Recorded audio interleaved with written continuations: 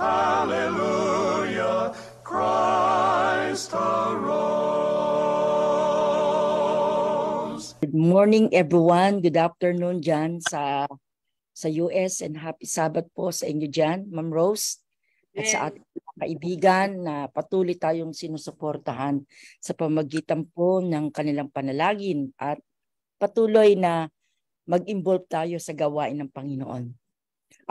Let me share to you mga kaibigan ng ating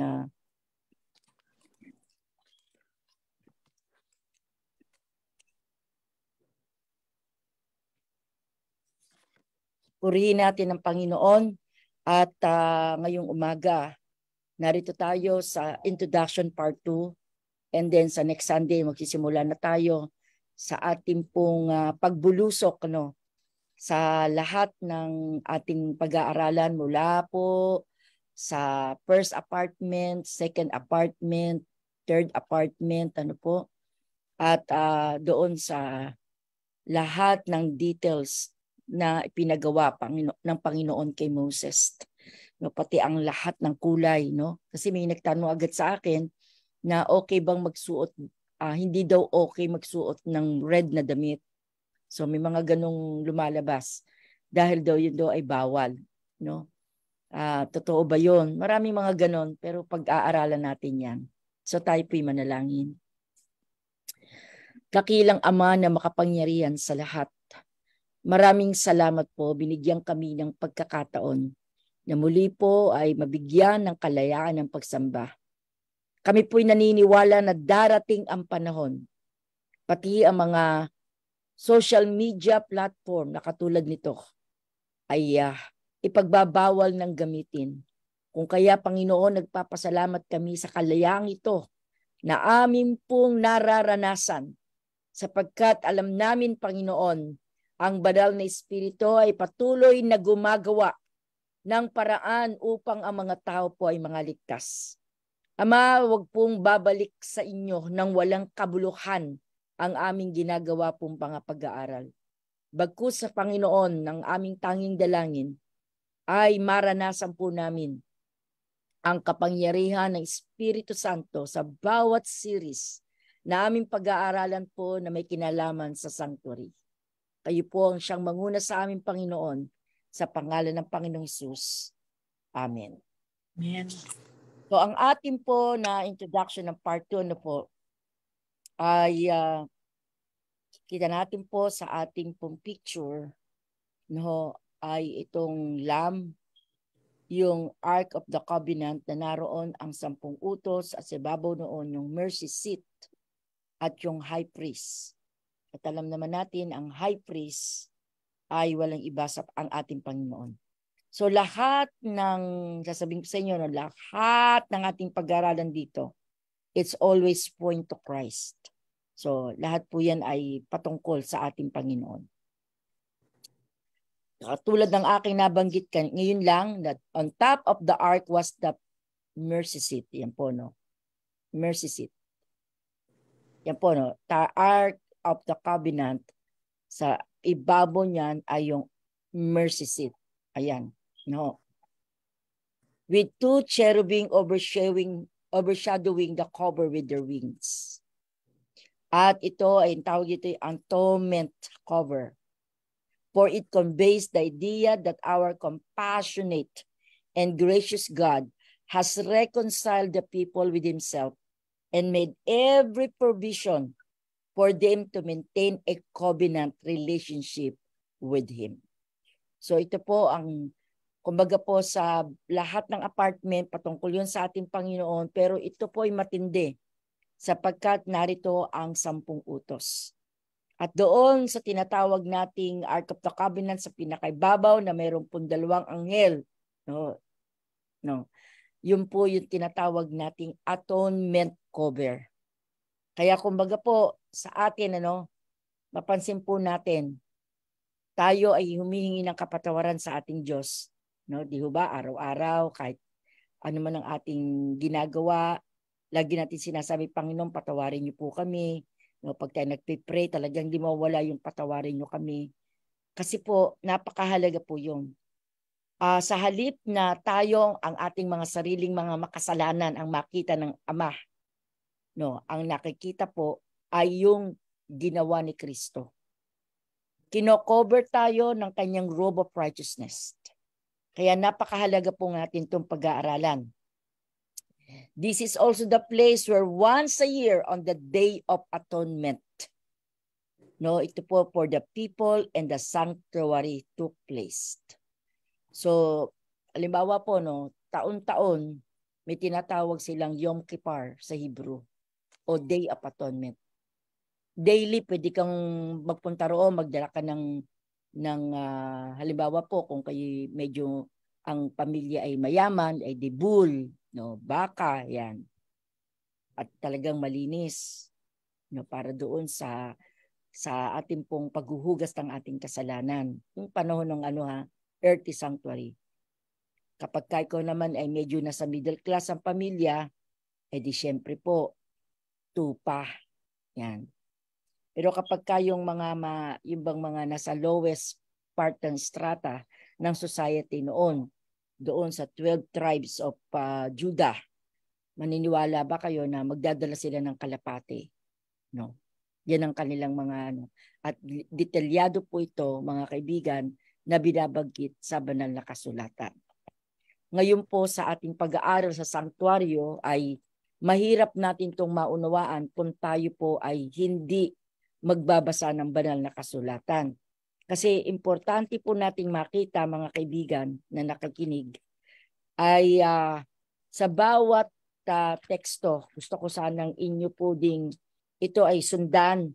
Kasi mahirap po yung tayo oo lang ng oo, no, sa atin, sapagkat ito yung iba. Ang pag-aaral talaga ay biblical, siyempre spirit of prophecy.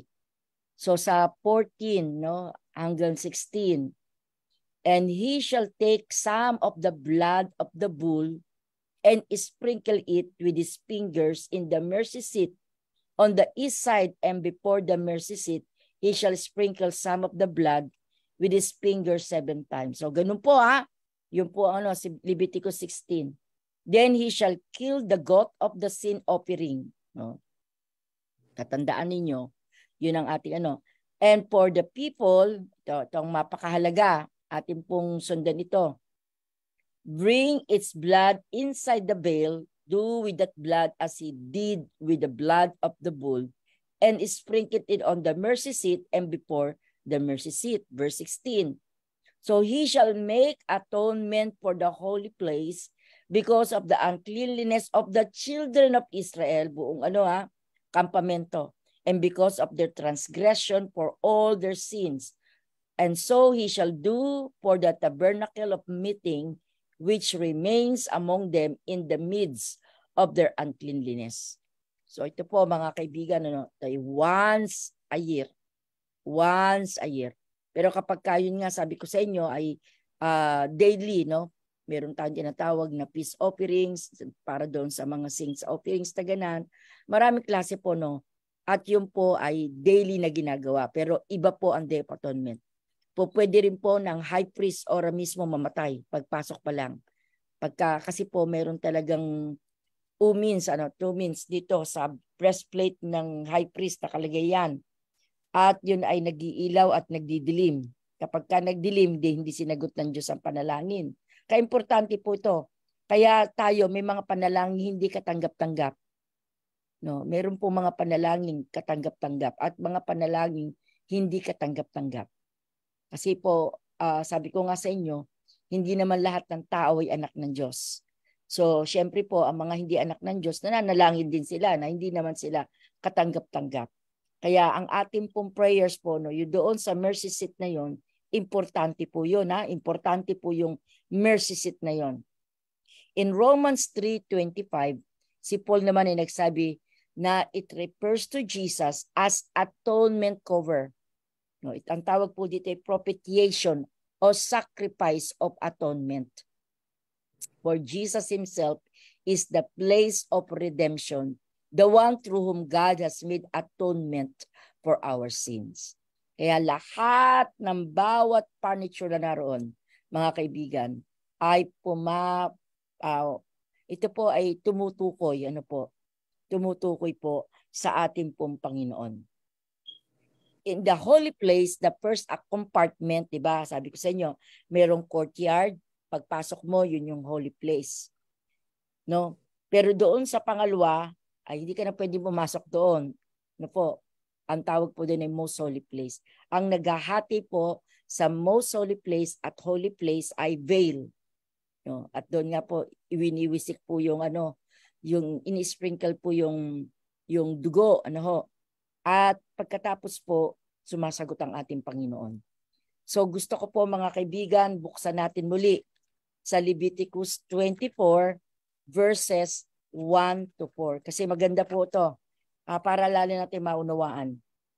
Then the Lord spoke to Moses saying, command the children of Israel that they bring to you pure oil of pressed olive for the light to make the lamp burn continually.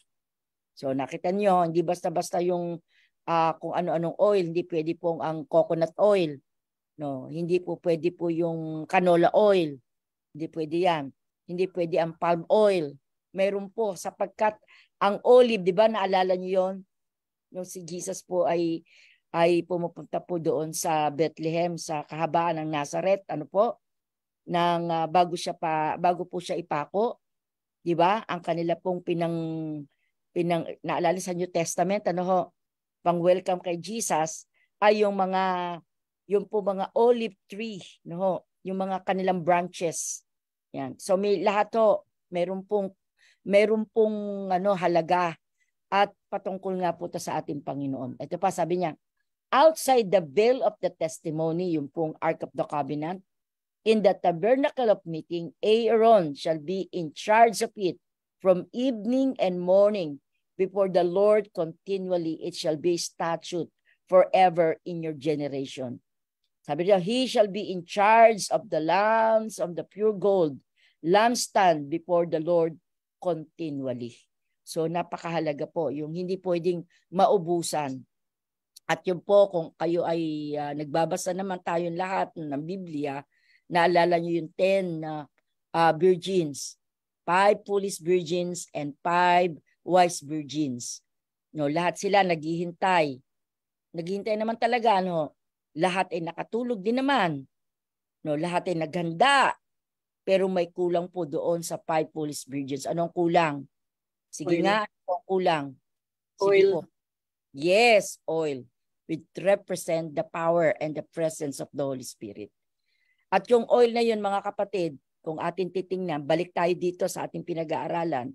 Kaya po hindi basta-basta klase ng oil. No?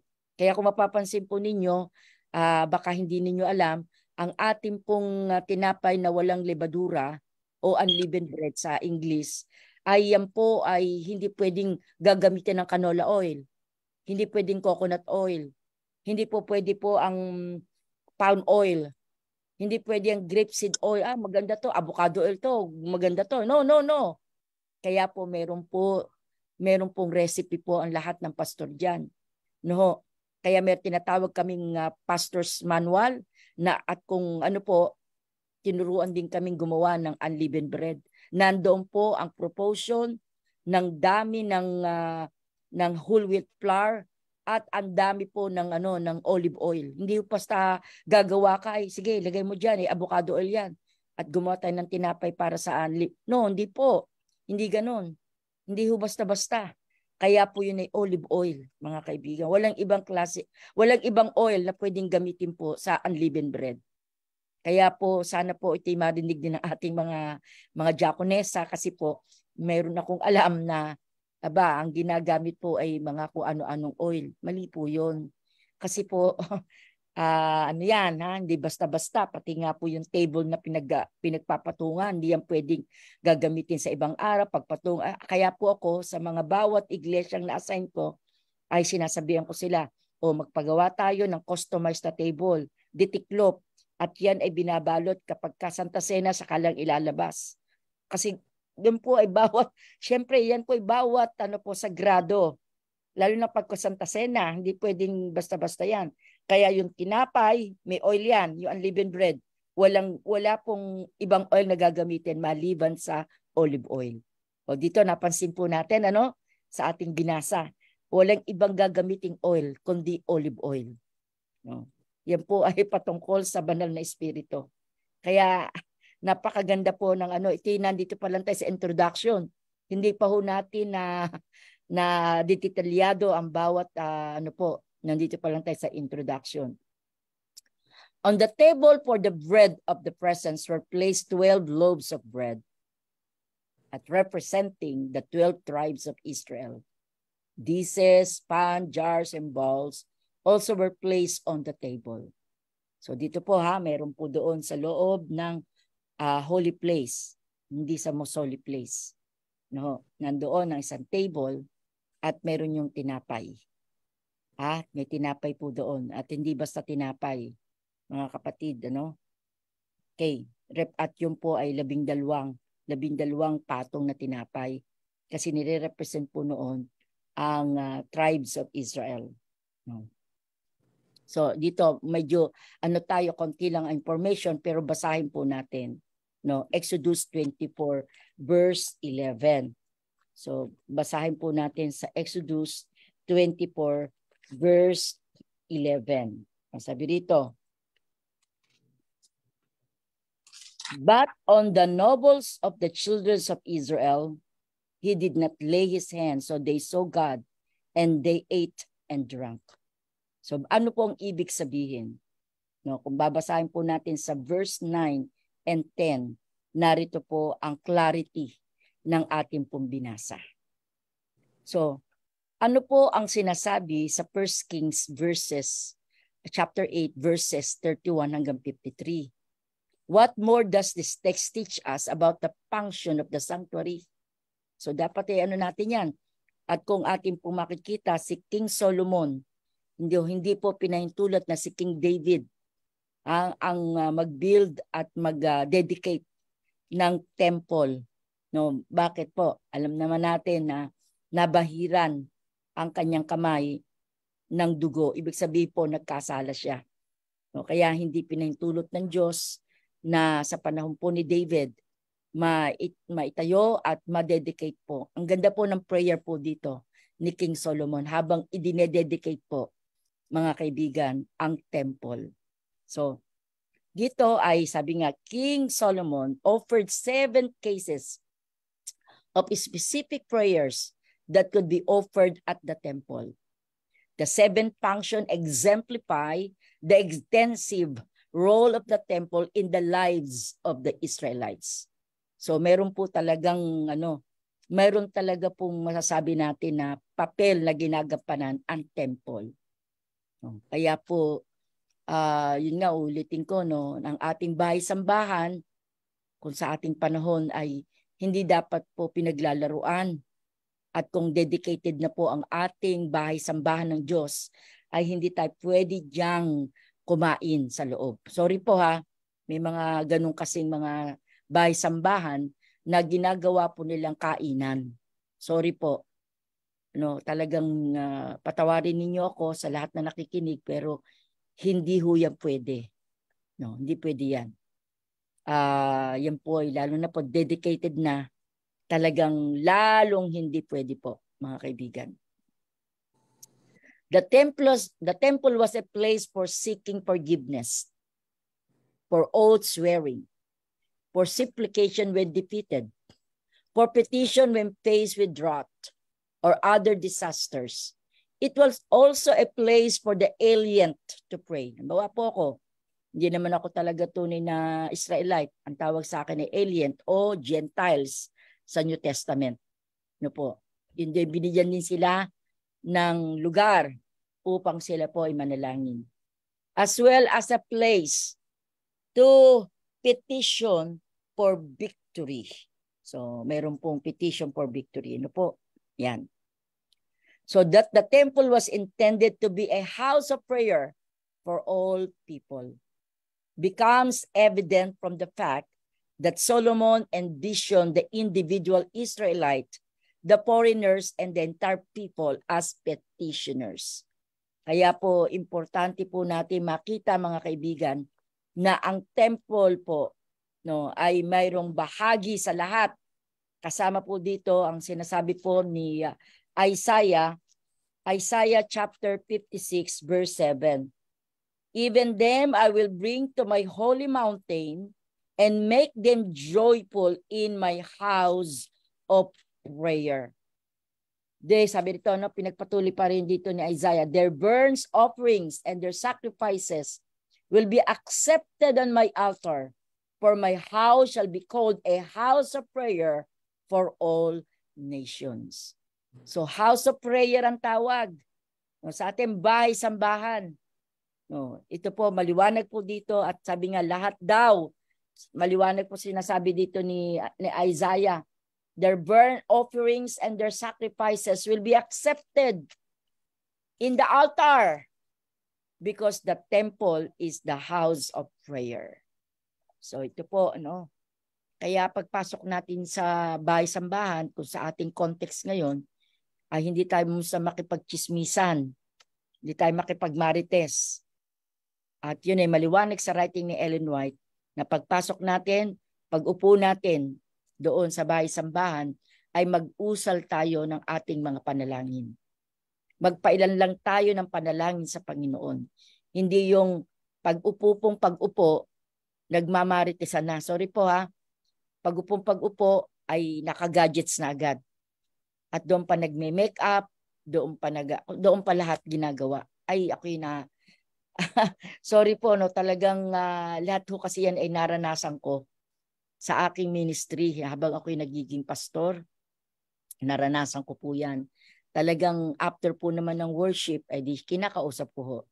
Kasi hindi naman po pwedeng nakita mong mali, ikaw ay nagwalang bahala na lang. Ay di ayoko maging katulad ni Eli.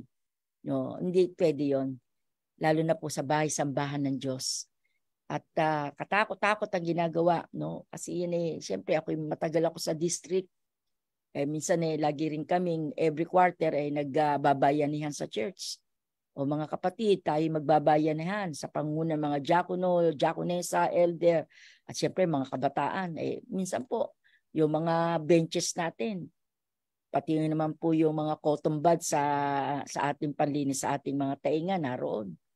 Pinagbalatan. Tapos yung ilalim ng bench, tad-tad po ng mga bubble gum na nakadikit. Ay, hindi siguro nila nauunawaan.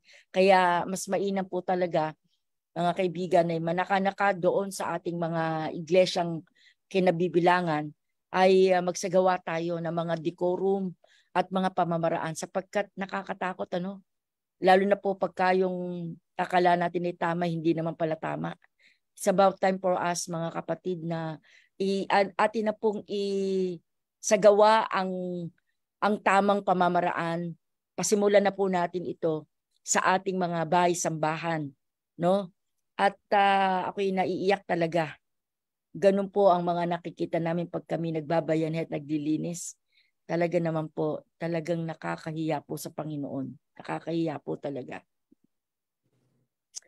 The sanctuary was the ideological center of basically all activity in Israel. Religion was not part of the believer's life, not even a major one. It was life. Hindi lang bahagi, kundi ito ay buhay. So what does this tell us about the role that our faith should play in our own lives as well? So hindi basta-basta po ang pagiging Adventist. Ito ang ating buhay. Ito ng buhay natin. Sapagkat kasama ng lahat ng buhay natin ngayon ay ang ating Panginoon. So when the people wanted to receive advice or judgment, or if they repented of their sins, they went to the sanctuary. The sanctuary was also the hub of life during the desert years of Israel. So when God desired to communicate to His people, He did so from the sanctuary. Doon mismo, mga kaibigan, sa sanctuaryo. Bakit po, mga kaibigan, ganun kahalaga po ang sanctuary? Atin po, mga kaibigan, buksan natin ang ating pong banal na kasulatan sa Exodus 25 verse 22. Sabi rito, and there I will meet with you, and I will speak with you from above the mercy seat, from between the two cherubims which are on the ark of the testimony or ark of the covenant. about everything which I will give you in commandments to the children of Israel. So, tingnan nyo ha, doon daw tayo tatakpuin ng Panginoon. No, kung paano raw po ang dito sa sanctuary, earthly sanctuary, kinakatagpo ng Panginoon. No?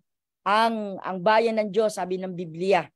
At kung kayo po mga kaibigan, ay makita natin dito sa ating po mga tinatalakay na ito, ay maaari po ninyong buksan sa Leviticus chapter 1, verse 1. Now the Lord called to Moses and spoke to him from the tabernacle of meeting, saying, speak to the children of Israel and say to them, when any one of you bring an offerings to the Lord, you shall bring your offerings of the livestock, of the herds, and of the flock. Kaya ang Panginoon, doon nakikimiting po mga kaibigan. Kumbaga po sa atin, sa bahay-sambahan, talaga po naman, sa simbahan nga po ng Katoliko, pasensya na. Pag nagbaksa ka ng piso, madidinig yun, reverberating sa buong kampamento nila. Kasi doon sila, pagpasok pa lang, parang talagang with awe and adoration. Kahit na sabihin nating mali ang kanilang pamamaraan dahil sila sumasamba sa mga rebulto, no? Pero talagang with awe tayo, no? Pagpasok, susuklay, nagme-make up, chismisan, no? Nag-selfie pa tayo. Marami ako nakikitang ganan. Pero mga kaibigan, patawarin niyo ako ha, kasi hindi ko to pwedeng ibaliwala, no? So sabi dito, think about your prayer life. How deep, how rich, how faith-affirming, how life-changing is your prayer life. Yan ang ating pong katanungang ibabato ko sa inyo. Kaya ang tanong, how much do I spend in prayer? Hindi yung sa panahon lang tayo nangangailangan, saka lang tayo luluhod at mananalangin. Until I went into the sanctuary of God. So dito po ay time and again, the Psalms show that the sanctuary plays a significant part in the relationship between believers and God. Well known is the first firm conviction David expressed at the end of Psalms 23, that he will dwell in the house of the Lord forever. So yon ang kanyang yon ang bagamat hindi na napunta sa kanya yung isang task at isang responsibility sa pagtatayo ng sanctuary, ng temple ng Panginoon at i-dedicate, no? Ito ay naipasa po kay King Solomon na sa kanyang anak. So dito natin makikita na iba po talaga, mga kaibigan, ang tinatawag na sanctuary. David's foremost wish in Psalms 27 was to be in the presence of Yahweh, or the presence of God. A presence which has best experience in the sanctuary. In order to show how much he cherished the sanctuary, David used the full range of expression to refer to, calling it the house of the Lord, the temple, tabernacle, and tent. It is there that one can meditate and behold the beauty of the Lord. Kaya importante po mga kaibigan, yung ating pong sanctuary na pinag-aaralan ito. The activities of God in the sanctuary illustrate some crucial point. He keeps the worshiper safe and hides him in his sanctuary. Even in tough times, God provides secure refuge and assures peace of mind for all who come into his presence.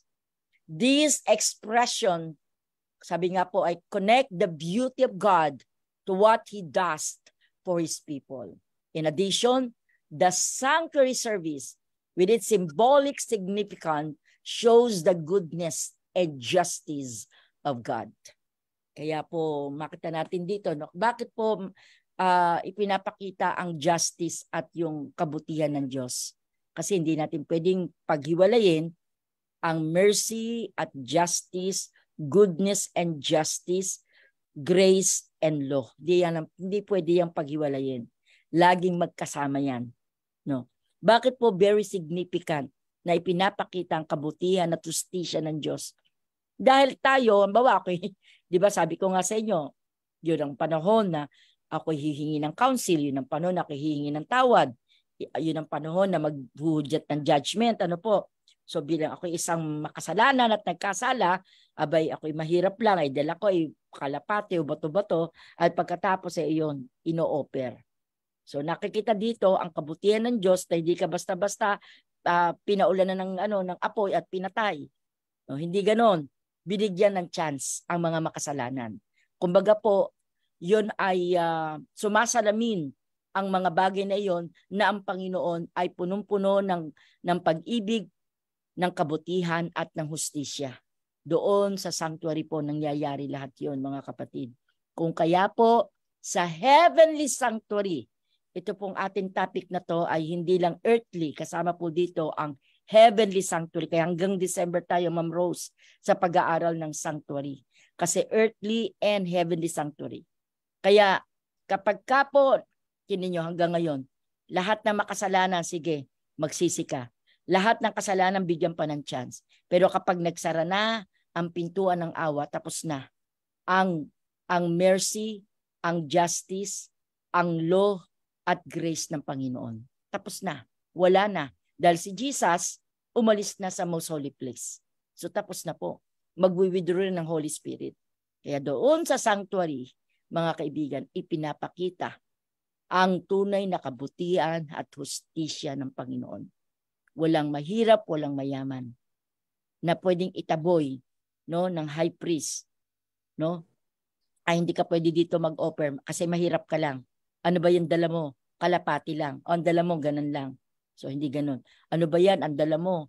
Basta't ang rule of the thumb, mga kaibigan, lahat ng i-offer ng isang nagkasala, kinakailangan po'y walang bahid ng sakit, walang bahid ng galis, walang bahid ng anumang mga sakit, ano po, doon sa i-offer. Kasi nga po yun ay representing the sacrifice of Jesus. So nauunawaan na po naman sana natin. Ano po? Kaya dito po sa atin, makita natin na hanggang ngayon, bukas pa ang ang pintuan ng awa ng Diyos.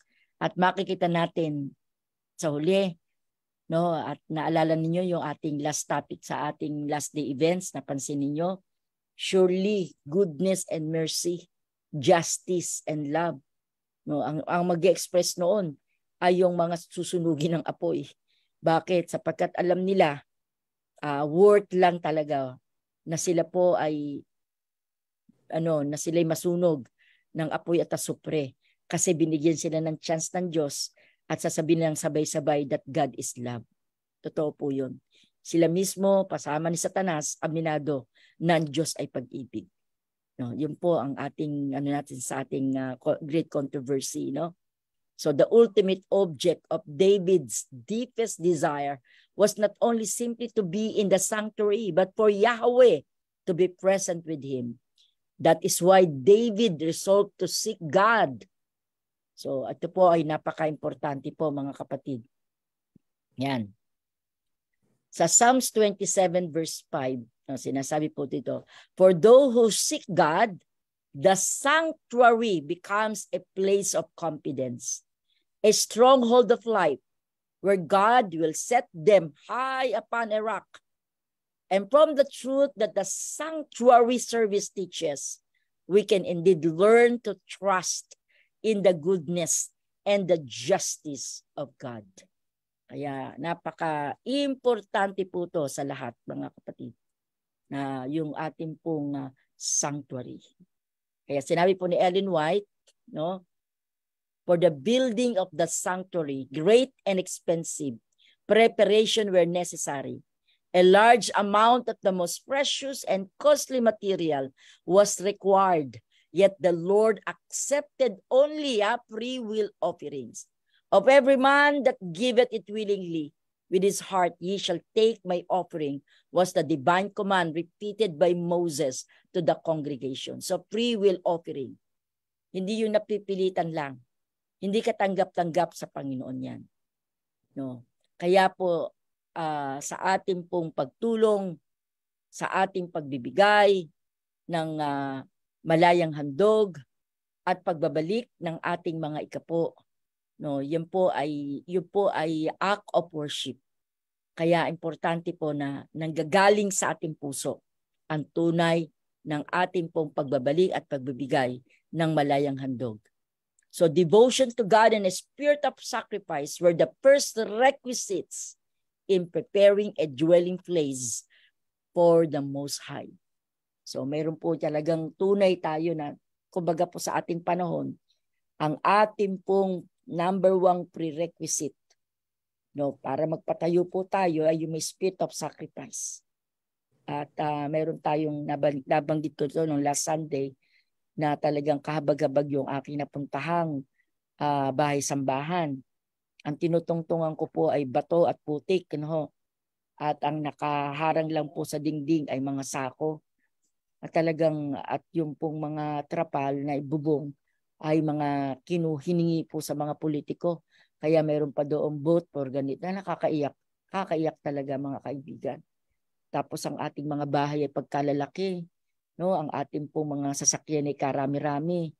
No, hindi naman po masamang magkaroon ng sasakyan, no, Ma'am Ampi, Ma'am Rose, no, Ma'am Esmer, hindi masamang magkaroon po ng sasakyan, ng bahay, pero titinan po natin proportionate po ba, nabibigyan diin po ba ang ating bahay-sambahan.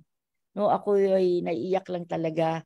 Sa totoo lang po, nakakaiyak po ang nangyayari, no, kaya importante po sa ating makita to na ang kahalagahan po ng sanctuary. So sabi rito, dwell more on the questions of God's justice. We see so little justice in this world now. Why then, without the ultimate hope of God's justice, will there be no hope or justice at all? Meron pa rin pong pag-asa, no, di ba? The tabernacle is a piece of holy ground amid a world that has lost its way. So ano pong ibig sabihin nito? Pero po, no, parang nawala na po, kumbaga sa ating panahon. So ito, sa 1 Peter 1:14-16. In what way do you understand God's holiness? For you, what does it mean to be holy yourself? How can we become holy? Kaya ba natin? Hindi natin kaya. Hindi natin kaya magpakabanal. Hindi natin kaya maging banal. Walang iba kundi ang ating Panginoon lang ang nagpapakabanal sa atin habang araw-araw isinusurrender po natin ang buhay natin kay Jesus. The sons of Eli are an example of people who were close to God but who lost their appreciations of His holiness. How can you avoid losing a sense of God's holiness? Why are prayer, study of the Word of God, obedience crucial in helping us to preserve the awareness of His holiness? Kaya po nangyari yon, no, namatay ang 2 anak ni Eli. Bakit po? Sa kanila pong pagyurak ng kabanalan, no, ng temple ng Panginoon. Talaga naman. At yan po, kung po pwede lang siguro, no, kung ang Diyos lang igagawin yung nangyari sa anak ni Eli, baka marami rin pong namatay sa atin, no, sa bawat iglesia. Dahil talaga naman, no, meron pa nga pong church na ginawa doon sa loob ng bahay-sambahan, dedicated na to ay cultural dance. Wow naman. Kaya nung ako na po ang naging manggagawa po at uulitin na naman ang cultural dance doon, mga kapatid, talagang lengthy discussion, lengthy talaga, hindi po ako pumayag at hindi na po naipahintulot yun. No? Kaya po nabababoy, nasisira, no, ang kabanalan, no, ng bahay-sambahan ng Panginoon. Kaya kung sa totoo lang mga kaibigan ko, kung ang Panginoon lang ay gagawin niya yon sa ating panahon, sa palagay nyo kaya, yung totoo pwede kayong sumagot sa chat box, sa palagay nyo kaya, marami pong mamamatay katulad ng anak ni Eli sa atin, doon sa bahay-sambahan natin. Sa palagay nyo kaya, marami kayang mamamatay na katulad ng anak ni Eli, no, sa pagyurak natin sa bahay-sambahan ng ating Panginoon. Hindi po natin maiiwasan, mga kaibigan, na ating pong bibigyan ng application agad, no, ang ating pong pinag-aaralan sa ating buhay ngayon at sa ating pong bahay-sambahan, sapagkat nangyayari po ito mga kaibigan. The most important part of the daily ministration was the service performed in behalf of individuals. The repentant sinner brought his offerings to the door of the tabernacle and placing his hand upon the victim's head, confessed his sin, thus in figure transferring them from himself to the innocent sacrifice. So ganun po mga kaibigan, sa daily ministration. Iba po yung daily, iba po yung Day of Atonement, which is once a year. So once a year lang po yun mga kaibigan. By his own hand, the animal was then slain and the blood was carried by the priest into the holy place and sprinkled before the veil, behind which was the ark containing the law that the sinner had transgressed. By this ceremony, the sin was, through the blood, transferred in figure to the sanctuary. Kaya po mga kaibigan, doon po natatransfer doon sa hayop na iyong inoffer ang iyong kasalanan. Katulad ng ating ginawa na ang ating Panginoon Jesus ang ultimate na nag-sacrifice sa lahat ng tao. Mapa-Buddhist ka, mapa-Hindus ka, mapa-Muslim ka, mapa-atheist ka, ang ginawang sakripisyo ni Kristo sa buong mundo, sa buong tao ng sansinukob na ito, no, sa lahat ng tao, sa lahat po na anuman ang iyong lahi, namatay si Jesus para sa atin. Kaya lang po, no, hindi lang siya basta namatay, no, tinubos tayo sa ating kasalanan. At ang katumbas nito ay kinakailangan ipagkaloob natin ang ating buhay kay Kristo at tanggapin siya bilang tagapagligtas. Kaya napakahalaga po ang sanctuary. Si Jesus na namatay na ultimate doon sa krus ng Kalbaryo ay tinuturuan tayo na ipakita sa atin ang kahalagahang ginawa niya doon sa krus ng Kalbaryo. Ginawa niya ang lahat na posible para ang tao lang ay maligtas. At sinimulan niya ito, mga kaibigan, sa Genesis 3:15. Sinimulan ng ating Panginoon di lang sa Genesis 3:15. Sinimulan niya nung nagkasalang ating unang magulang. Mismong ang Diyos ay naghain ng handog at ibinigay ng mga saplot sa ating unang magulang ang hayop na nasacrifice. Kaya mga kaibigan, sa ating mga pasimulang pag-aaral na ito, nawa po ay maging dynamic ang ating pag-aaral. Lalo tigit, ito ay introduction pa lang at sisimulan natin sa next Sunday ang ating paghihimay-himay ng detailed ng ating pong pag-aaralan. Earthly and heavenly sanctuary. Pagpalain po tayo ng ating Panginoon. Amen. Amen. Purihin po ang Panginoon sa napakagandang mensahe na ating napakinggan. At ngayon, salamat po, Pastora Jade. Napakaganda po ng ating topic ngayon. So ngayon po ay dadako tayo sa ating Q&A portion. So kung meron po kayong mga katanungan, mga kapatid, ito po yung time na kayo po ay magtanong kay Pastora. Ito po ay kanyang sasagutin. May nagtanong na po dito, Ma'am Rose.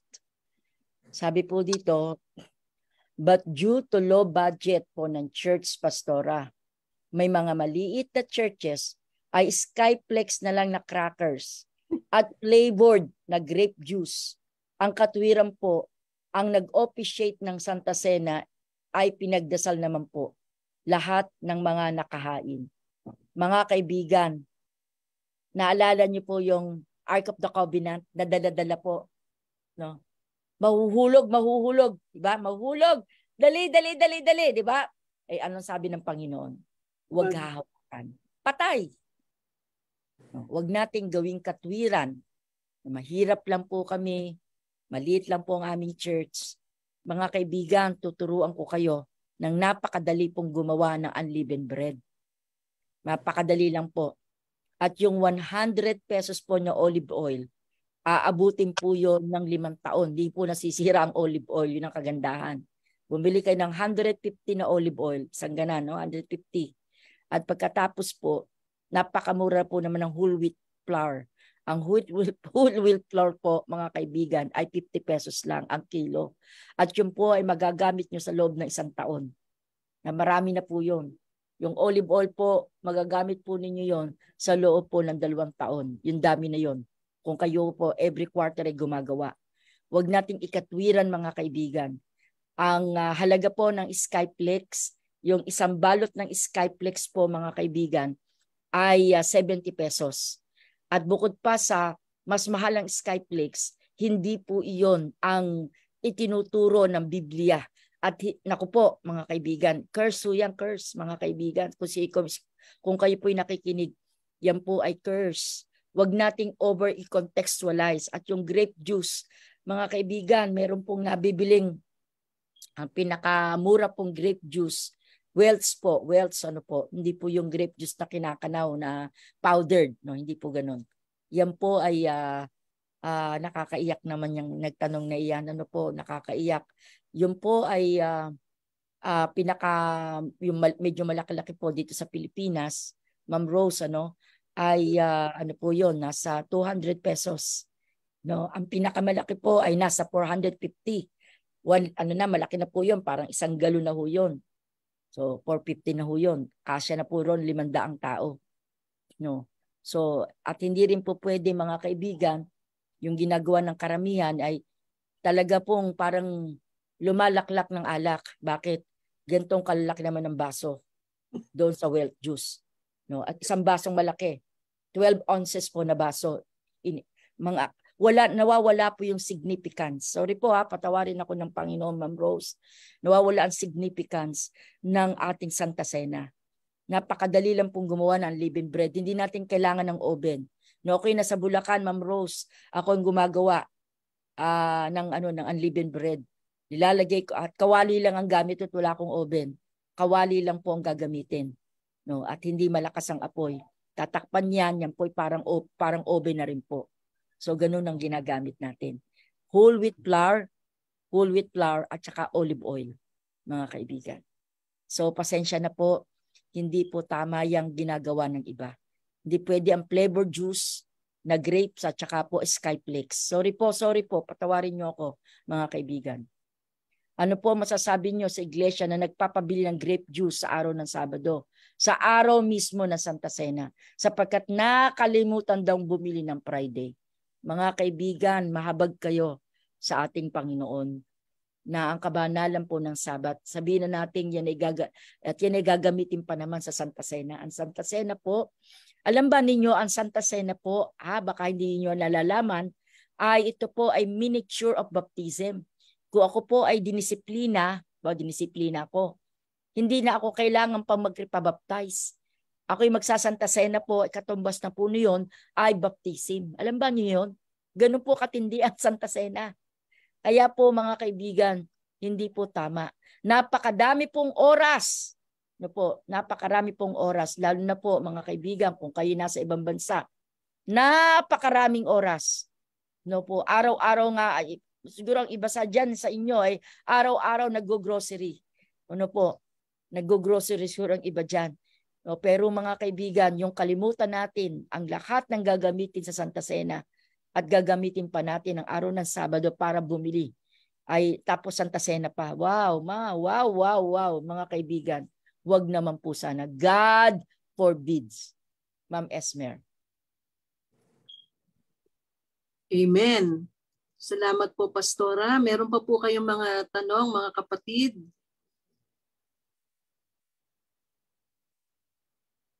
Sister Rose, meron pa pong isa. Ay, sige po. Hindi ko na po kasi ma-type. Sige po. Opo. Kasi po, di ba po, nung panahon po ng pandemic dito po sa Amerika, ewan ko po dyan sa Pilipinas, di ba po yung ginagamit po na bread, yun pong, yung pong parang ostya. Yung pong bilog. Nakakita na po ba kayo ng gano'n? Siyempre po, dati akong Katoliko eh. Oh. Ngayon po kasi po, hindi po kami sumasama noon gano'n kasi ayaw po ng asawa ko, sabi niya po.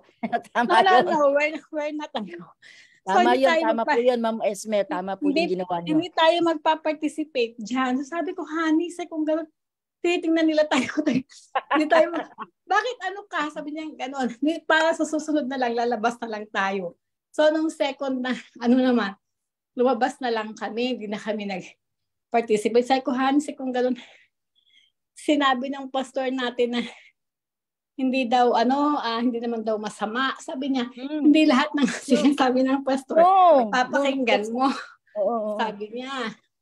So, ang ginawa na lang po namin during the pandemic ay doon na lang po kami sa bahay namin. Kasi po, marami po kami makasama doon, yung mga umuupa sa amin, puro Adventist. So, siguro tatlo kaming family o apat na ang ginagawa namin ganun.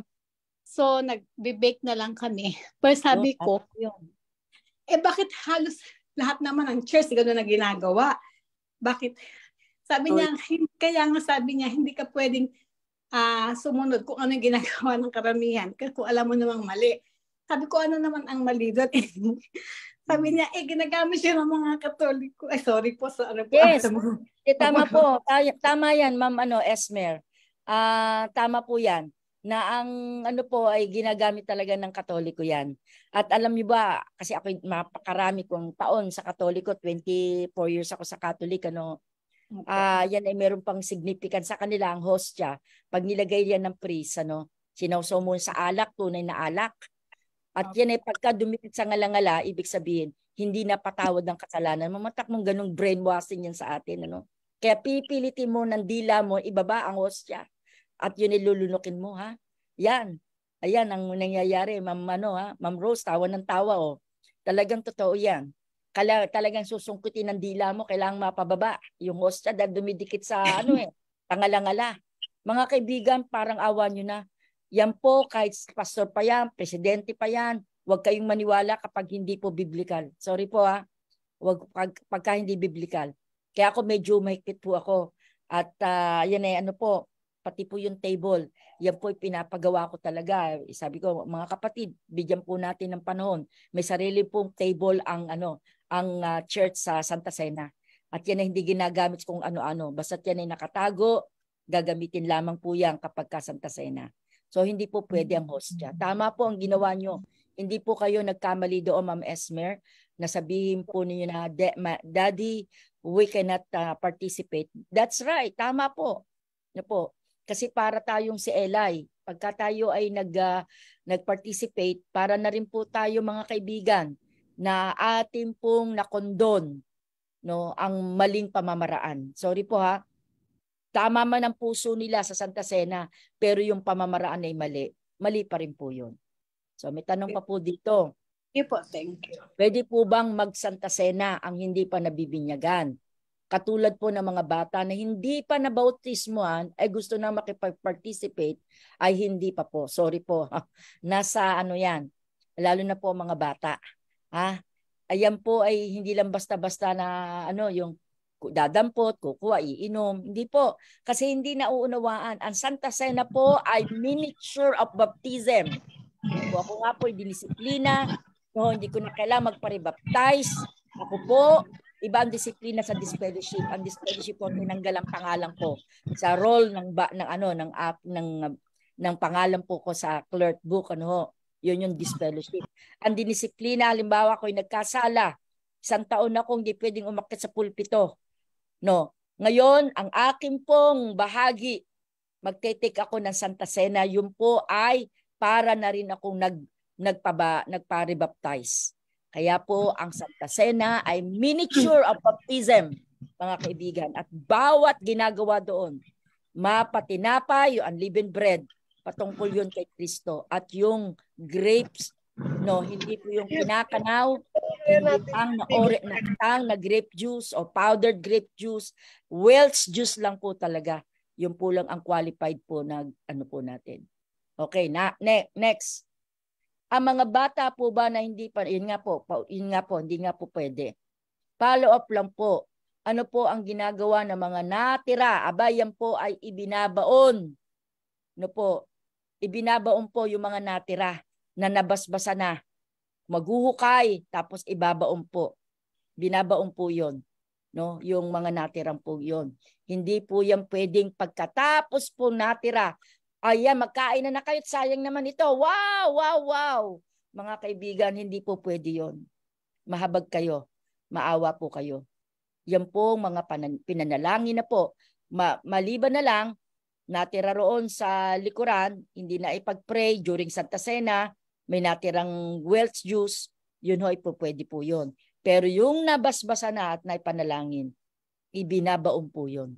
Hindi pwede yung, sige ito, sayang naman to, ito ay pera rin ito, ginastusan natin ito, mag-inuman na kayo.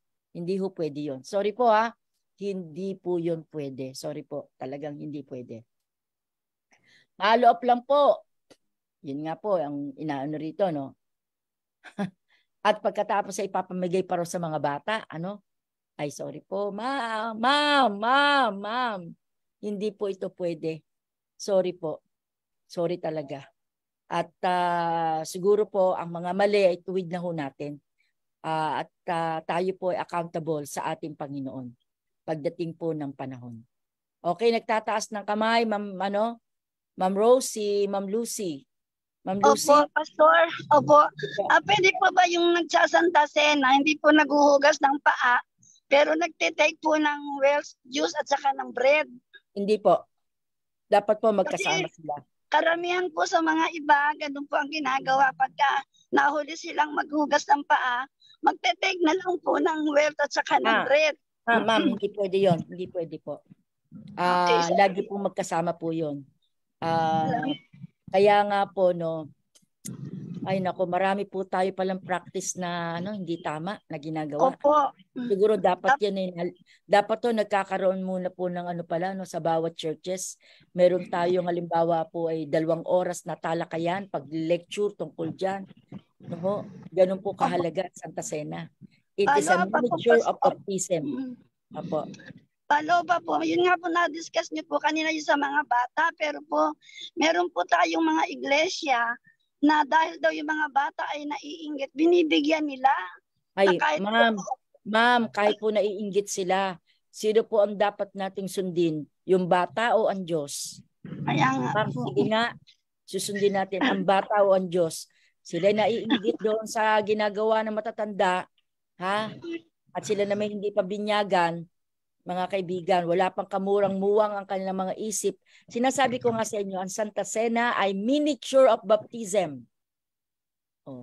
Yan po ay kaya doon po tayo iikot. At napakahalaga po yan. Nasa Spirit of Prophecy, nasa Pastor's Manual, Minister's Manual po yan. Nandun din po yan sa Church Manual. Sa Minister's Manual, naroon ang recipe. Ma'am Rose, Ma'am Esmer. Nandoon po ang recipe ng unleavened bread. May tanong po ang sige po. Ang sitwasyon po, Pastora, halimbawa ay may mga bisita sa church, inabutan ng Santa Cena, i-announce ng pastor, o sa mga visitors natin, kung nais po ninyong tumanggap ng alak at tinapay, welcome po kayo kahit hindi naghugas ng paa. Ay, ma'am, Ma'am Rose, nasabi ko na nga rin kaninang tanong na rin, inulit lang po, hindi nga po pwede. Kailangan po, kompleto po ang ating pong Santa Cena. Kaya pag sinabi nating Santa Cena, kasama dyan ang pit washing. Pit washing, at tapos po ay yung ating pong, pinaka Lord's Supper. Pastor, may tanong pa po ako. Yes po. Pagka po nagmimigay ng tinapay at saka ng juice, tama po ba yung halimbawa po nasa row ng upuan, yung pong nasa first row, siya po yung kukuha po siya sa mag-aabot po doon sa mga kasama niya, o yung ang magbibigay po talaga yung Ma'am, mali yun, Ma'am, mali yun. Hindi pwede yun. Ang mag-aabot po ay diakonesa. Ito ang style niyan, 3 ang naroon sa gitna. Pastor, 2 elder. Walang karapatan din na basta lang kukuha ang elder at saka diakono doon sa table. Ang mag-aabot sa tinapay at saka sa sa grape juice, yung pastor sa elder o ikaw sa tinapay. At yung elder na yun iaabot sa diakono. Hindi pwedeng agad-agad dadakma doon ang diakono. Agad-agad dadakma roon ng ang elder. Mali po 'yon. Halimbawa po ay yung bread, di ba? Opo. Na iaabot ko 'yon sa elder. Yung elder iaabot sa diakono. At yung diakono, magdi-distribute yun. Hindi pwedeng yung katabi, damputan, ikaw na, siyan, sa'yo na yan. Kasi mali po yun, mga kaibigan. Mali po. Ngayon, kapag Salamat po. po yung sa alak o doon sa ating wines, ano po, yung wealth juice natin, ganun din po process. Iaabot sa elder, ang elder mag-aabot doon. Ngayon, pagka ibabalik na, hindi pwede ang diakono, ilalagay na lang sa table. Mali po yun. Mali pa rin yun. Kung ano ang process ng pagbibigay, yun din ang process ng pagbabalik ng empty doon sa table. Kaya ibabalik ng diakono sa elder, ang elder ibabalik sa pastor, ang pastor ang maglalagay sa table. Sorry po ha. Mabutit na discuss natin ito. Kasi alam niyo kung bakit marami ang mga mali po ang mga pamamaraan. Sorry po ha. Opo, tama po. Nagbabasa ng manual. Nagbabasa pati po ang recipe ng unleavened bread. Kayo po ay nahahabag ako doon sa Skyplex at saka powder juice. Please lang po, ibibigay ko po ang recipe dito sa ating group chat, sa ating tong na to, at turuan natin sila kung sino yung nagtanong na yon. Ibibigay ko po recipe. Napakadali po. Hindi nyo kailangan magkaroon ng oven. Kahit nga po wala kayong oven toaster, yung mga iniinit na tinapay lang, pwede na po kawali. Pwede na po ang kawali. May follow-up lang po ako, Pastora. Yes po. Ganitong problema po sa church, hindi tayo uniform kahit mga pastor. Paano po kaya natin masusolusyonan to? Na kahit ang mga pastor, hindi sila dapat na ganyan na okay na kahit hindi kayo naghugas ng paa. Paano natin masusolusyonan po? Na hindi po maganda, hindi maganda. Ang maganda po niyan ganito. Taon-taon po meron tayong, kung taon-taon o every 2 years kayo nagkakaroon ng election ng officers. So during Officers Institute, ay tinuturuan po, isa sa mga itinuturo dyan ay ang Santa Cena. At yan pagka nagsasanta Cena, may practice pa rin po ang paglalakad. Hindi basta-basta lang ikilakad ka lang ganaan. Meron po yung meron yung practice. Friday pa lang nagpa-practice na po yan. Friday pa lang tapos na lahat, ang mga towel, ang basins, ang water, ang lahat. Nandoon na po yan. At hindi basta kung sino na lang magbubuhos ng sa mga cup kung sino-sino na lang na kapatid. Dali para matapos agad. No, hindi pwede. Kung hindi ka ordained elder o ordained deacons, hindi ka pwede. So, ordained deaconess, hindi pwedeng, dali para matapos agad, dali, tanghali na. Ako, mga kaibigan, hindi pwedeng ganun. Bawat na ginagawa sa Santa Cena ay may certain na tao. Kaya yung magpuputol ng tinapay, bawa po, di ba ilalagay doon. Hindi pwede kung kabataan, dali na at para please cooperate with us. Magtatapos ang Sabbath school. Magtatawag na kung sino-sino para ibuhos yung Wells juice. Mali yun. Mali. Pwede lang po doon ay mga ordained, deacons, elder, diaconessa po. Yun lang po ang pwede. Salamat po. May tanong po dito. Pwede po ba ipanghilamos o ipanghugas ang ibang parte ng katawan ang tubig na ginamit sa foot washing, since nasabi niyo po ay ito ay form ng mini baptism, gaya po ng juice, pinanghihilamos nila yung tubig na sa synagogue. Tanong lang po ulit. Okay. Ulitin natin Mali ang pagkakaintindi. Ang doon sa basin na tubig para sa pit washing ay intended lang sa pit washing.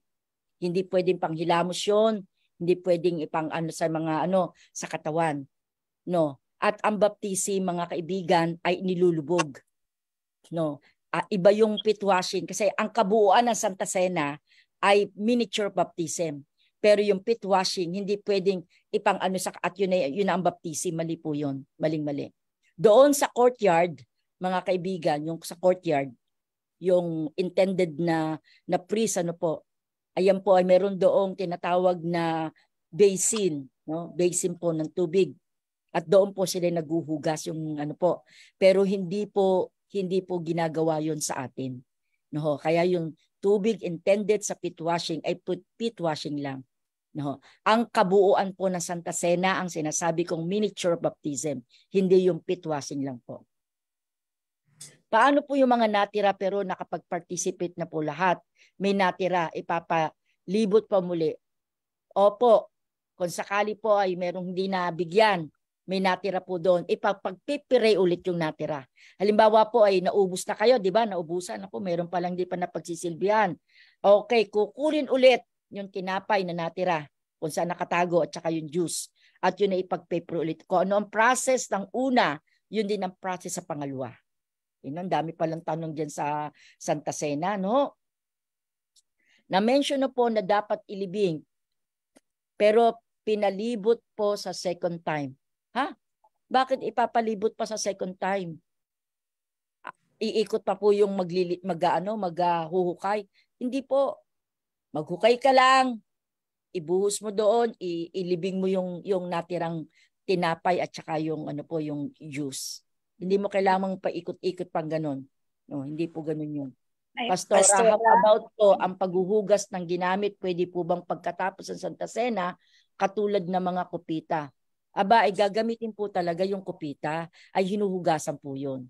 Talaga po. By the way, sorry po. Ang ating ginagawa, di ba, may kitchen tayo, usually po. Sama-samang plato, sama-samang kutsara, baso, kung saan-saan. No. Ang Santa Cena ay may sariling pang sponge po niyan na hindi gagamitin nyo sa plato, sa kutsara, sa tinidor, sa kawali. No. Yung po mga kaibigan ay gagamitin lang para sa Santa Cena. Ihiwalay nyo na yon. Ay hindi naman po ikahihirap yun ng iglesia. Magkano lang naman po ang Scotch Brite o yung po merong sponge, which is 10 pesos lang yan. Yan po itatabi nyo yan ay para lang. Hindi po pwede yung ginagamit sa kutsara, tinidor, plato, mga kawali, no? Siya rin iaano sa kupita. No. Sorry po. Hindi pwedeng gamitin po yun. May sarili rin po panghugas. Ganun po natin tinatanaw ang kasagraduhan ng Santa Cena. Because it really points to Christ. Tanong ko po, kung sakali pong pwedeng bumili ng Welch juice at sa bahay inumin, gaya ng ibang juice na siyang iniinom ng bahay, thanks po. Okay. Hindi mo naman yon pinag-pray at intended sa iyong Santa Cena. Okay pong uminom at bumili. Ginagawa ko po yon. Yun nga ang paborito ko po no? Kasi bakit? Kung ikaw ay kulang sa pula ng dugo, no, yung Welch juice. Ngayon, kung kayo naman po ay marami at sagana sa ubas, lalo na po black na ubas, black po the best. O i-juice nyo ho yun. No? Ako gusto ko yun. At yun naman po hindi intended sa Santa Cena, pinag-pray para sa Santa Cena. So pwede kayong uminom at bumili. Okay. Maliwanag na po. Ang daming tanong. Salamat po. Kasi alam po na pwede pong magtanong uli. Ito pa ang tanong. Teka po, may tanong pa Pwede po ba sa araw ng Sabat hugasan o babalikan po sa araw ng Linggo? Ay ang paghuhugas naman po ng mga furniture na ganun po, yan naman po ay hindi naman po napakakapal at napakadami at hindi kakain po ng isang oras yan. So pwedeng gamitin po, gawin na lang po ninyo. Huwag nyo na linggo. Gawin nyo na rin po. Pag sunset, gawin na ho ninyo. Kung nagkakagulo na roon sa ating potluck, ay isantabi nyo muna ng mas maayos po yun. Kasi nakasalansan naman ho yun di ba? Nakasalansan ho yun.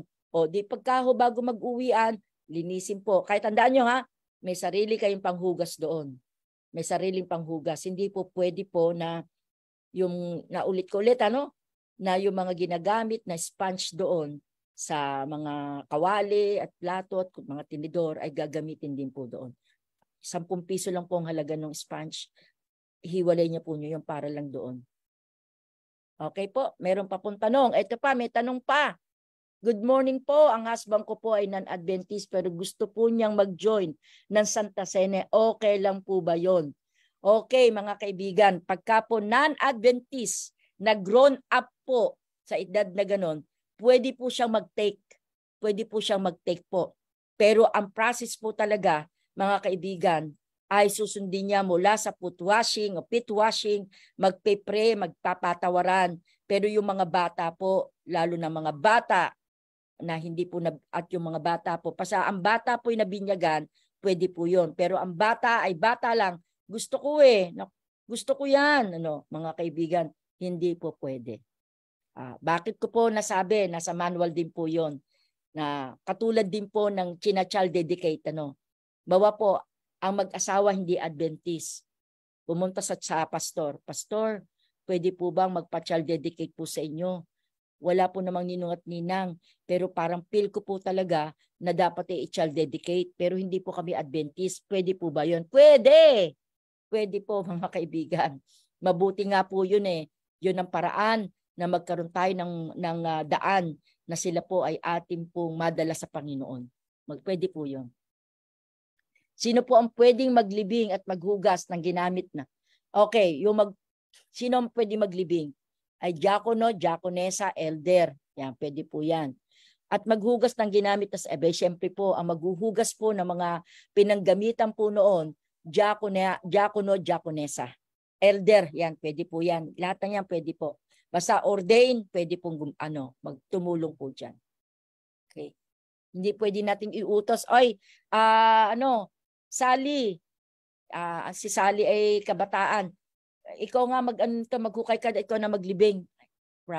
Promise, mga kaibigan. Yun po ay mali. Mali din po yun. Hindi, yun yung pinuli natin. Mali din po yun. Mali din po. Okay, may tanong pa po. Si Ma'am Lucy, nagtataas ng kamay. Sige po. Meron na lang tayo 8 minutes.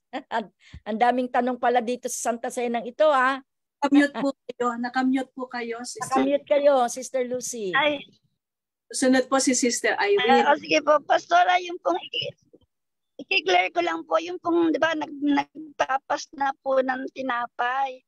Kasi po dati, nung hindi pandemic, inaabot po yun ng yung ilalapit po sa inyo yung plato ng tinapay, tapos kukuha na po kayo. Pero ngayon po, ang ginagawa po nila, sila po ang nag-aabot sa iyo ng tinapay. Alin pa po ito ng tama? Ang tama po, iaabot po ang tinapay, hindi po yung pasa-pasa. Hindi po paso yung kukuha ka kasi iaabot, di ba po yung tinapay dadali sa tapat mo. Opo. Ikaw ang kukuha o iaabot sa iyo ng... Tama po, kayo ang kukuha. Individually, kayo ang kukuha. Hindi po pwedeng ang diakonesa o diakono ang mag-aabot sa iyo. Pero, diba, nakaganon mo, diba? Opo. Pero po ngayong pandemic nga po, ang ginagawa po nila ngayon, nagsusuot lang po sila ng gloves, pagkatapos kukuha po sila, iaabot na lang po sa iyo yung tinapay. Hindi po tayo dapat ang kukuha. Tayo ang kukuha. Kasi po yung, di ba, pagka tayo po ay naalala niyo po yung paglapit natin kay Kristo, ang grace nasa atin. Binigay na sa atin ng grace, nasa iyo kung tatanggapin mo hindi. Sinong tatanggap? Eto ng grace inaalok sa iyo Sinong aabot? Sinong kukuha? Di ako. O akong kukuha ng Okay. Si Ma'am Irene po, may tanong po kanina. Sige, Sister Irene, go ahead. Meron muna, teka muna, Tess Moraleda. Ilang taong po ba ang pwede makiba? Okay. Wala pong taong binabanggit dito sa ating manual. Maliban ay yung ating pong nabinyagan. Kaya bawa po, may bata pong nabinyagan na 9 years old. Aba, pwede na po siya kasi siya ay nabinyagan. Nabinyagan siya. Except for adult na sila po ay mga, alam niyo na, meron silang wisyo. Kasi ang grace po para sa lahat. So the adult non-Adventist can take that Santa Cena. But hindi lang po yung sa tinapay na walang libadura. Uumpisahan niya doon saan? Sa pit washing. Baka meron nyo pang itatanong. Bakit ho ba hindi nagkakaroon ng partner sa pit washing na opposite sex? Mag-boyfriend, di ba? Mag-girlfriend. Ay talagang hindi pwede. Hindi natin pwedeng gawin ang gusto natin. Mag-asawa, magkapatid, mag-ina, magkaibigan. Halimbawa po, magka-sister, magka-brother. Hindi po pwedeng brother-sister na sila ay magkaibigan lang. No, hindi pwedeng ganoon. At ang teka, by the way maliwanag po ang Desire of Ages. Ang Santa Cena po, ang paghingi ng kapatawaran hindi lang during sa ano, 'di ba? Meron patawarin mo ko, no, hindi po. 2 weeks before pupunta ka doon sa iyong pinagkasalanan. Kapatid, ako humingi ng tawad sa iyo.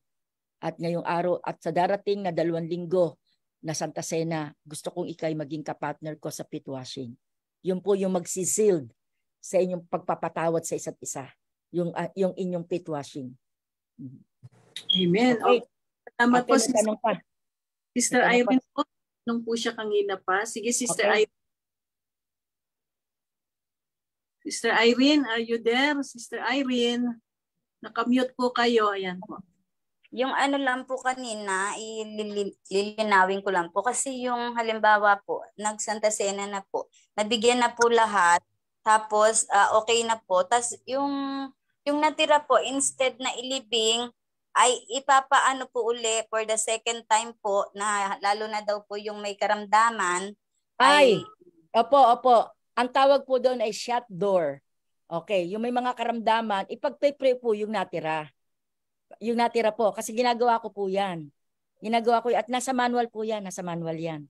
Ang liwa po, may kapatid na may sakit. Ang tawag ay shut door. No?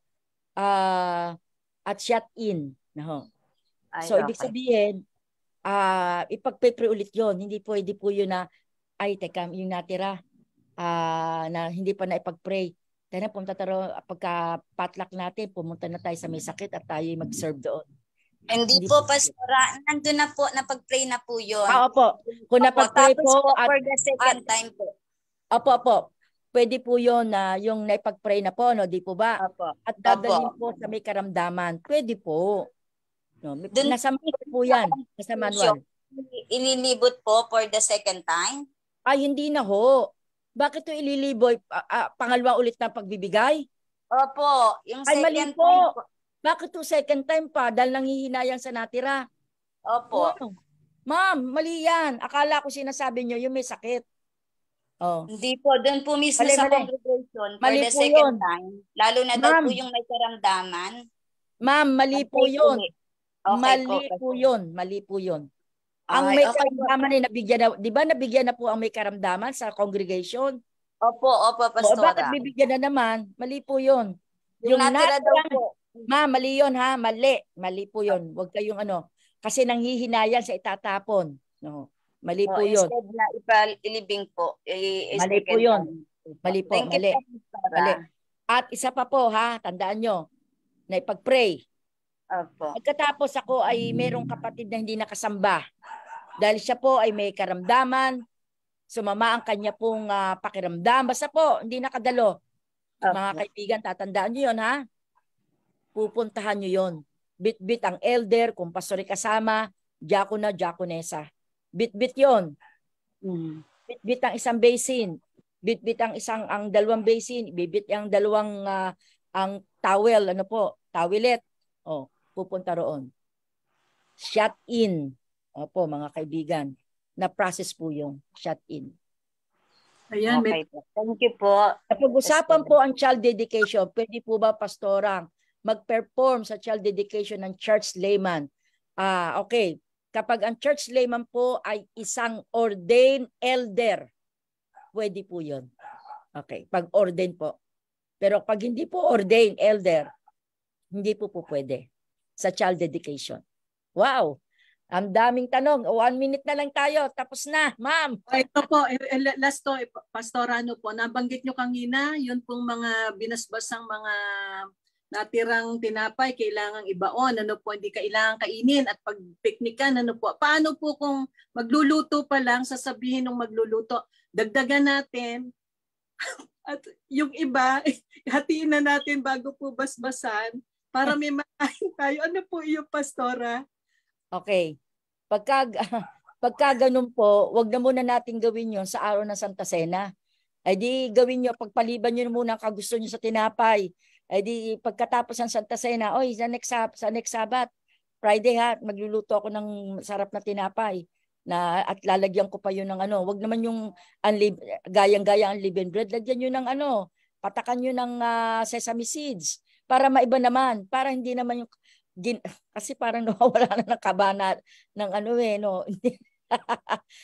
Maano na lamang. Huwag naman po gano'n.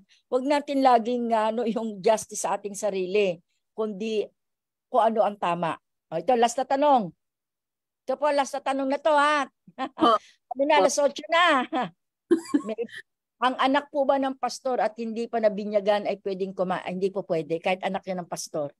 Anak ng pastor yan na hindi pa nabinyagan, huwag naman. Lalo na po, mga bata. Mga bata po na hindi pa po nabinyagan.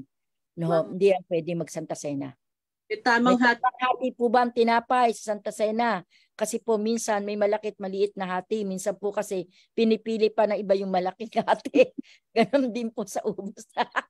Inumin na hindi pantay-pantay. Ang dami. Mga kaibigan, common sense na lang po. Pagdating po sa alam nyo, pag ako gumagawa ng unleavened bread, no, doon pa lamang, akin pa lamang i-bake, hinahati ko ng ganan. Para pagkahati ng ng pastor, ng elder, ay hindi naman po na kalaki-laki. At minsan nga pipiliin pa ng kukuha yung malaki, dadakma, malaki. No? Minsan maraming katatawanan sa atin, mga kaibigan. Maraming katatawanan. So, sa atin po, yun po ginagawa ko, may ganun na po yan, hati-hati na. Kaya pag nahati po, yun na yun. Wala namang problema sa laki at kaya lang minsan po katatawanan. Sorry po. Okay, tapos na tayo. Pastor at Pastora, at gayon din maraming salamat po sa mga nagtanong.